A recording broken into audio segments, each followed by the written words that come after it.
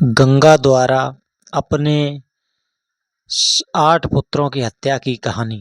महाभारत आदि पर्व के अनुसार यह कथा महाभारत के आदि पर्व में वर्णित है और इसमें अष्टवसु यानी 8 देवता, महर्षि वशिष्ठ का श्राप, राजा शांतनु और देवी गंगा की भूमिका प्रमुख है। एक पर है अष्टवसु और महर्षि वशिष्ठ का श्राप। एक बार वसु पृथ्वी, वायु, अग्नि, जल, अंतरिक्ष, चंद्र, नक्षत्र और सूर्य से जुड़े देवता अपनी पत्नियों के साथ पृथ्वी लोक पर भ्रमण कर रहे थे। उनमें से एक वसु, जिसका नाम पृथुस था, की पत्नी ने महर्षि वशिष्ठ के आश्रम में उनकी दिव्य कामधेनु गाय नंदिनी को देखा।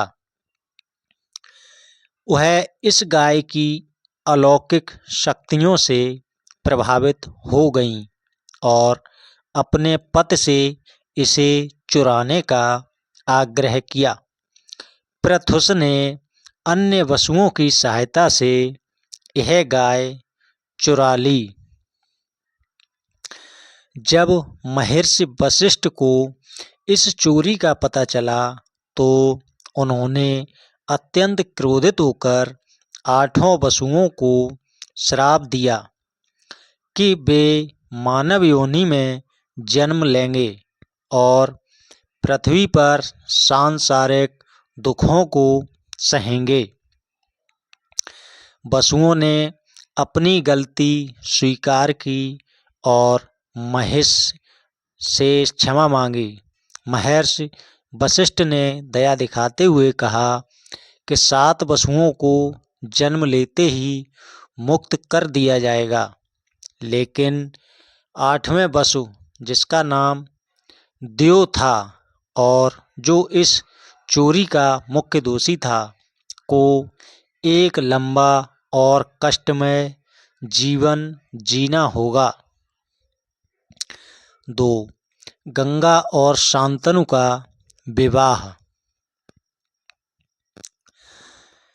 राजा शांतनु, जो हस्तिनापुर के प्रतापी राजा थे, एक दिन गंगा नदी के तट पर गए।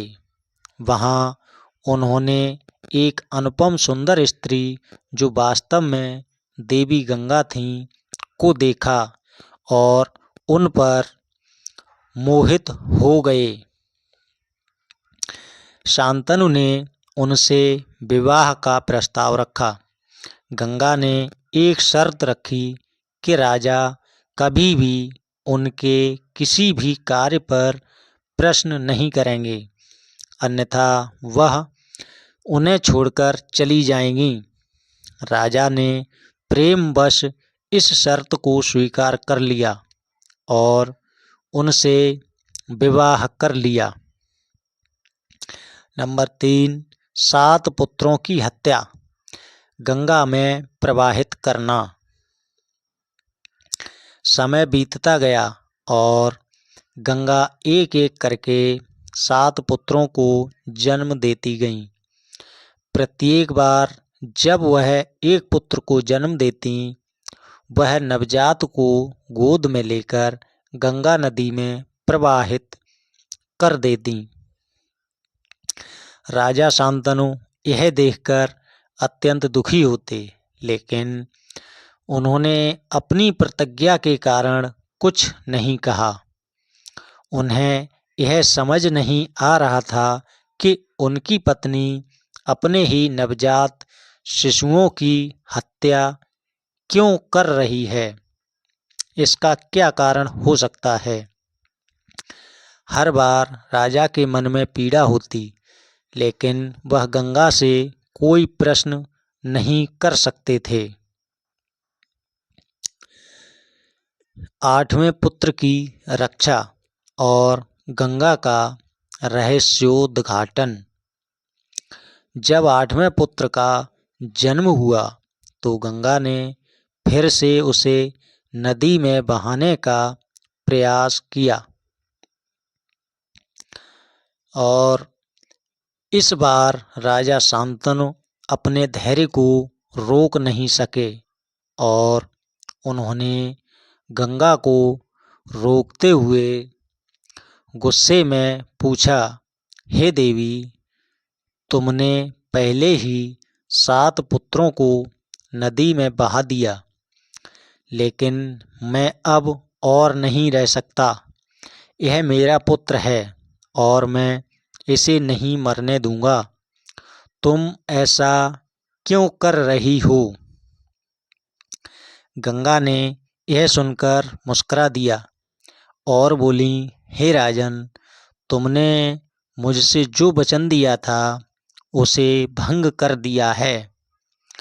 अब मैं तुम्हें अपने वास्तविक स्वरूप और अपने कर्मों का कारण बताती हूँ।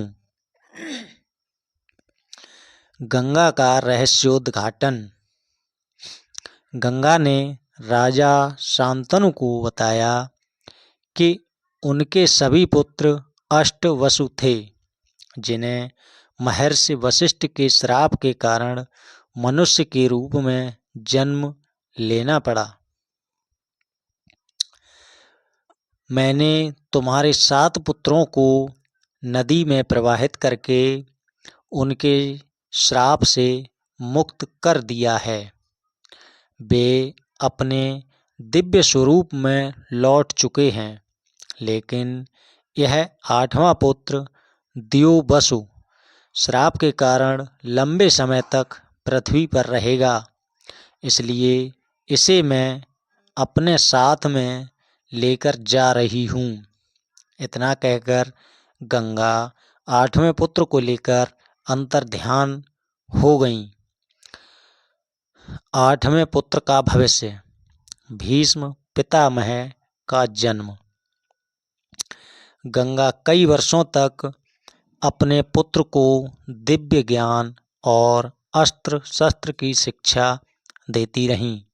जब यह पुत्र बड़ा हुआ तो गंगा उसे राजा शांतनु के पास वापस लौटा लाईं और गंगा ने कहा,